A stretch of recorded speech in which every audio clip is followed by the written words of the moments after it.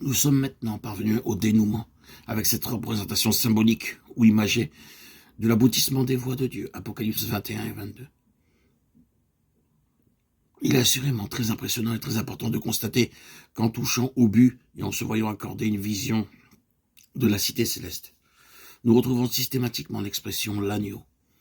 À cette reprise, celle-ci apparaît en rapport avec la cité céleste. Tout est fondé sur l'agneau, celui-ci marque de son empreinte et rehausse toute chose. Quand l'ange dit « viens ici », il aurait tout aussi bien pu dire « je te montrerai l'agneau », car tout émane de lui, et tout se résume en lui dans la Bible. Comme nous l'avons déjà vu, l'agneau nous ramène au plan initial de Dieu, un peuple qui répond au cœur et à la pensée de Dieu. Et c'est l'agneau qui en est le garant. Nous avons maintenant le fruit de son œuvre sous les yeux.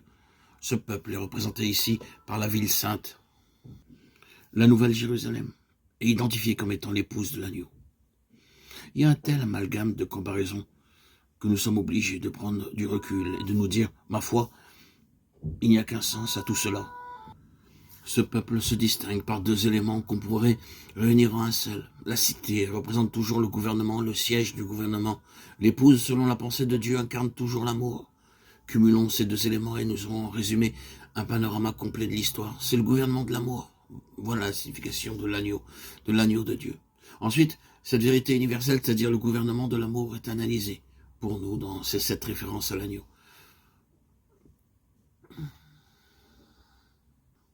D'emblée, on remarque que l'agneau apparaît pour la première fois au verset 9, après qu'il a été présenté en relation avec l'épouse. Je te montrerai l'épouse, la femme de l'agneau.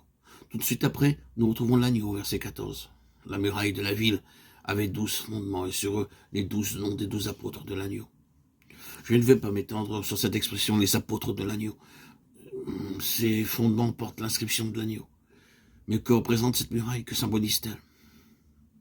Eh bien, beaucoup d'entre vous savent fort bien qu'un mur a pour fonction de préserver ou d'exclure, tout en établissant une ligne de démarcation entre ce qui se trouve à l'intérieur et ce qui se trouve à l'extérieur.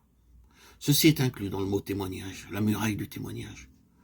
Nous sommes ici en présence d'une grande et haute muraille et quand on considère les dimensions de la muraille de cette ville, on s'aperçoit qu'elle est d'une étendue et d'une hauteur considérable.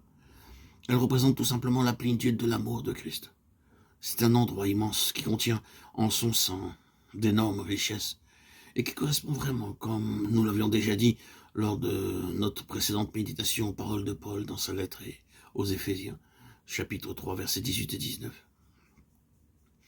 Que vous puissiez comprendre avec tous les saints quelle est la largeur, la longueur, la profondeur et la hauteur, et connaître l'amour de Christ qui surpasse toute connaissance.